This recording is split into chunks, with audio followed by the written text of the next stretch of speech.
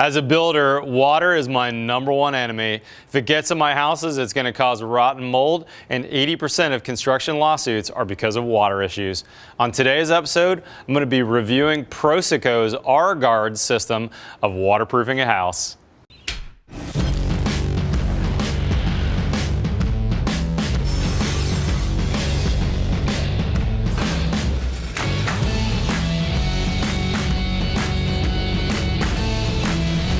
I've been a builder for over 20 years, and I can tell you the worst days on the job for me are when I got a call back from a client on a water leak, or when I was doing remodeling and had to deal with rot and mold in a client's house.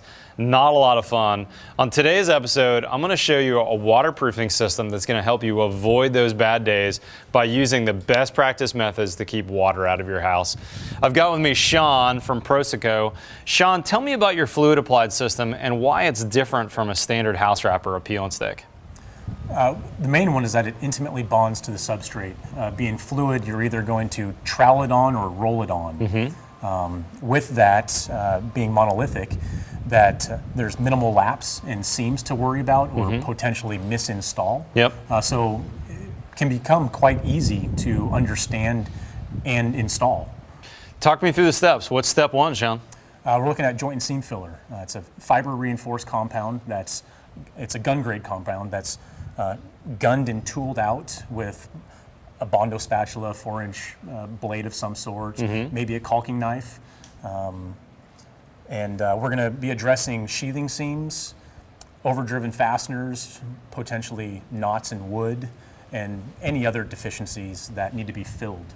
Gotcha. So it's going to be tacky when you touch it, but you don't want that joint and seam filler to come off on your hand, right? Correct, yes. So we actually did this a little over an hour ago on this other display. Let's go over there and do step 2. Sure thing.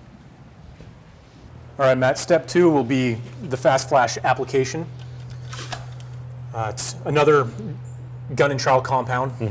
Comes in sausages. I'm going to use my sausage gun. Load it up. I need to cut the tip. Ooh, what's that tool? Oh, it's a pair of shears. It's a pair of Leatherman Raptors. I like that. Yeah, it can be done with metal snips as well. But, okay.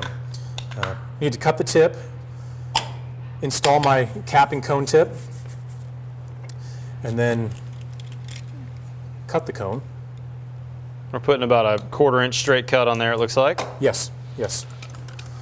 I have a variety of tools that work very well with this application. For one, we're going to shoot it out and knock it down, so we need some kind of a trowel. Okay. There's many out there on the market, obviously. Bondo flexible or metal, more stiff. But another technique that I like to utilize is a chip brush and cutting the bristles down. Okay. When you have a 90-degree corner, it blends any of the materials together more easily, or you end up spending more time knocking down the products back and forth, because as you probably know, the material will curl one way or another. Got it. So all right, let's see you do it. Break out my shears one more time. Cut the bristles down pretty thin. About 1/2 inch works just fine. Okay, perfect. Gun it on. Let's see how it works. Yeah. I'm going to work on the jamb first, and I'm going to come out on the sill a bit. And we're going to start from the very inside of that jamb, right, and work our way out. We want to protect all that wood. Correct. Where that rough opening is. And that's also a best practice, working in to out. That way you potentially don't bump yourself and get material on you and don't have to go back inside. But so in that 2x4, you've got about 3 beads in there, 1 bead in the joint. Yeah, I'm going to put one on the face, so when I knock it down, they blend together. In that area, I'm going to go back to the chip brush. But we're basically just making lines. Fairly close together, so when you knock them down, they create the membrane themselves. And then one pretty close out to this edge at the framing to sheathing interface. And this fast flash comes in a brush version as well that's a little less thick, I'm assuming, right? Yes, yeah, it's called roller grade fast flash. And yeah, the consistency is roller grade. You can dip and roll, dip and roll. Gotcha. So you got a couple beads on there. What's the next step? Well, I have a 6-inch tool. I only want to come out 4 inches. So I'm actually going to cut this down to 4 inches so I know that I don't have to go any further. Nice. And potentially waste material.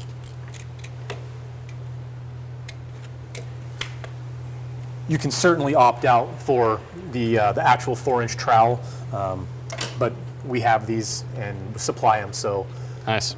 It's just one of the tricks of the trade. I'm going to start inside, and we're just looking to knock it down.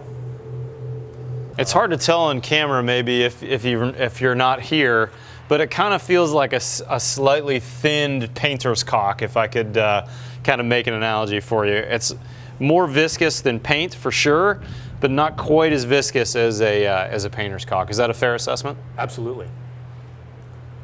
All right, so going back and forth. And if I can point out this recessed opening here, this is going to be a stucco recessed detail. We do this a lot in the South. That is a crazy origami piece when you're talking about traditional peel and sticks.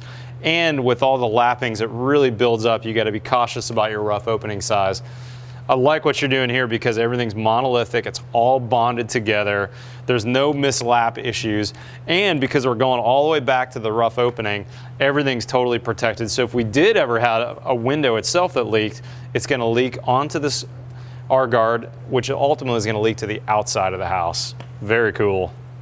Yes, we're just managing the drainage plane, or managing water that may get into the system at some point, or maybe a default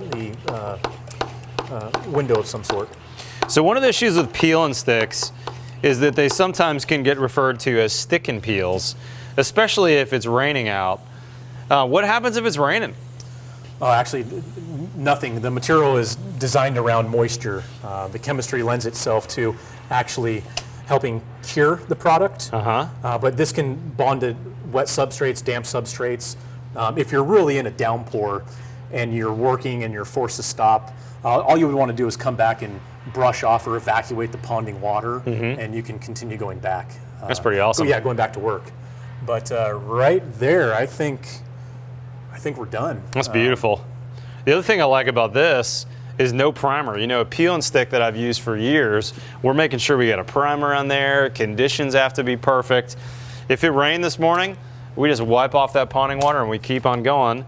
And if it rains right after we're done, we're waterproof at this point, right? Absolutely. That's I'm going to pretty go cool. out onto the sill a little bit here. And you can see where I just dampened all that with this mister right here, as if we got a little light rain today. Maybe if you're working in the Pacific Northwest, that's a daily occurrence when I was building in Portland. Absolutely. 1/4 inch of rain a day, every day. All right, so knock it down. So we don't want gaps. That's why we're doing the joint and seam filler first. That's gonna tighten all those joints. And then you can see right in this spot right here, it's lapped right over. Once this has gotten to the point where it's dry enough so it's not gonna release onto my hand. Correct. Yeah, that's awesome. That looks great. Yeah. All right, so at this point, we're going to finish this rough opening, and then we're going to wait, what, an hour and a half before we're ready to go to the step 3? Yeah, we'll certainly check it in an hour, and if it's non-transferable to the touch, then we can proceed onto the air barrier. Otherwise, we will have to give it a little extra time, but yes. All right, let's come back in about 90 minutes, and let's move on to step 3. Okay, guys, it's been overnight, and as you can see, Sean finished up the wall with the final step. Talk to me about what you did yesterday to finish this mock-up, Sean. Applied our Cat 5 air barrier membrane. It comes in a 5-gallon pail. Use a roller and a nap, preferably 3/8 to 1/2 inch, and it's just simply dip and roll. Yeah, that's fantastic. And I see you've transitioned that right to the rough opening, so you've basically overlapped the fast flash, that's correct? Yeah, absolutely.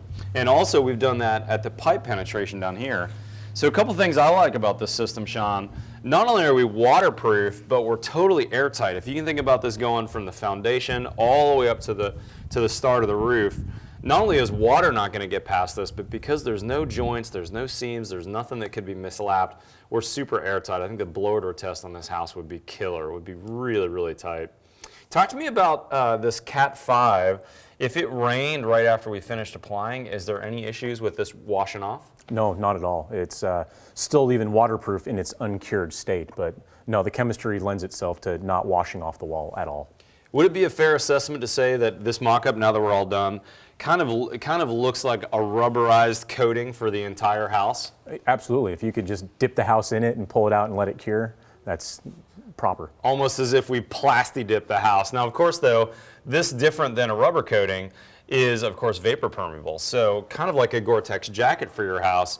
the vapor is going to be able to pass through this, but the bulk water is not, and the air is not going to be able to get through there. Absolutely. Cool system. So what's the final step in this process now, Sean, to complete the system? Well, we need to tie in the interior air seal, which we will caulk in once the windows or doors are installed. Since we have a window here, we'll recess it in and then install backer rod and then a white sealant called air dam, which completes our system. And so now, once that air dam's in, and this flash you'll notice goes all the way to the back side of the rough opening, what's happening is if that window leaks, whether it's the day it's installed or whether it's 30 years from now, it's going to leak onto your system and to the outside where it can't hurt the structure. And that air stop, not only is it stopping air, but it acts as a back dam for water too, so water can't get past that. Sean, impressive. Thank you so much for coming out and spending time with me today. For more information on the system we talked about today from Prosoco, their R-Guard, visit their website. There'll be a link in the description below. It's prosoco.com. Otherwise, we'll see you next time on The Build Show.